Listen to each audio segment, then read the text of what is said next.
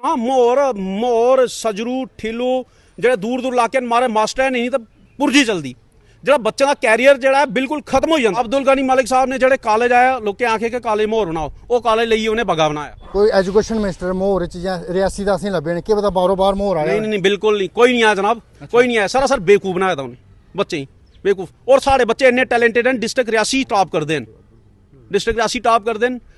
वो आख then RTC बसां लवाई दियां से उत्थे केड़ी बस लभदी बस रोड़ा नहीं है महाराज। 70 साल हुकूमत की थी NC ने, दसो केड़ी NC सरकार की ये जो स्कीना तू मैडम एजुकेशन मिनिस्टर हैं कल तक ये बोलेंगी भाई आप 6 बजे आ जाओ 10 बजे छुट्टी कर लो। ऐसा कभी हुआ ही नहीं आज तक।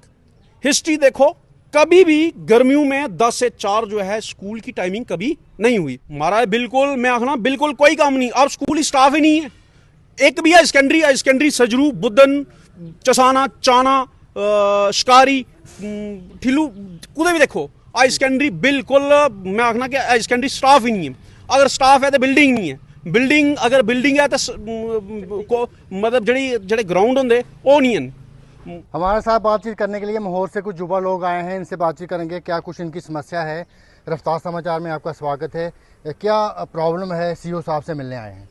सबसे पहले हम अर्जुन भैया आपका शुक्रिया अदा करते हैं कि आपने हमें बोलने का मौका दिया, हमारे इशू को रेस किया। पिछले बीते दिनों में देख रहा था एजुकेशन मिनिस्टर स्कीना इतू जो हैं वो पहले उन्होंने कहा जब गर्मी की छुट्टियां सर्दी की छुट्टियां थी, उसके बाद जब स्कूल खुले तो उन्होंने कहा स्कूल की टाइमिंग जो है वो 10 से 4 होगी। दूसरे महीने कहा उन्होंने 9 से 3 होगी।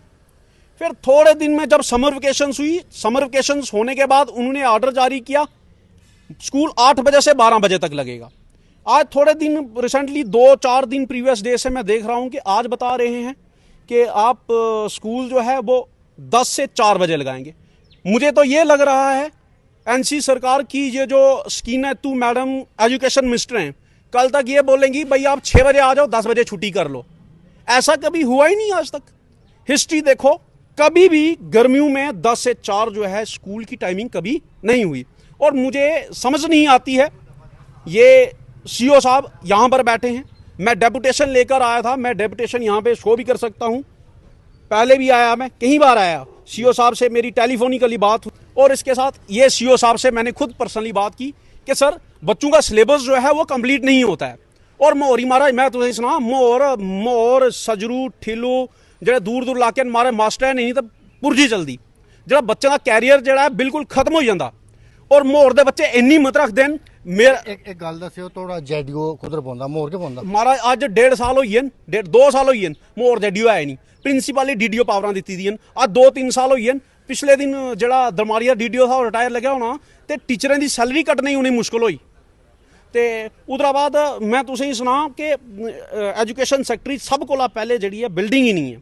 CO साहब पता नहीं क्या करते हैं। CO साहब भी मैंने इन्नी बार नोटिस लिया, CO साहब पहले प्यार करने दे दफ्तर ही जाइए मिले कि थोड़ा जड़ा स्कूल का सिस्टम है स्कूल बिल्डिंग नहीं है। सारे को स्कूल बिल्डिंग एजुकेशन की जी सेकेंडरी स्कूल बिल्डिंग नहीं आती।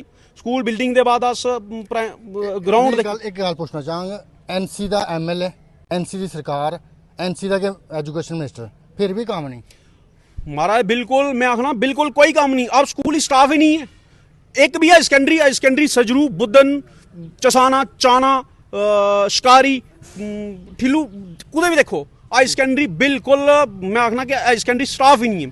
अगर स्टाफ है तो बिल्डिंग नहीं है। बिल्डिंग अगर बिल्डिंग है तो मतलब जड़े ग्राउंड होंगे वो नहीं है। उनके आश्वासन दिता CO साहब ने तुम मिले तो केड़ा मुद्दा रखा वो दसो दर्शक।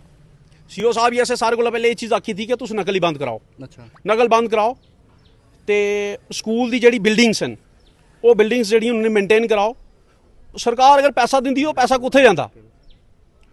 मैं एक जोड़े मंत्री है ना मतलब कि स्कीना तू मैडम करे ऑर्डर चेंज कर दी उन्हें ये देखना चाहिए था कि जड़ा लगभग साल होने वाला है, सवा साल होने वाला है।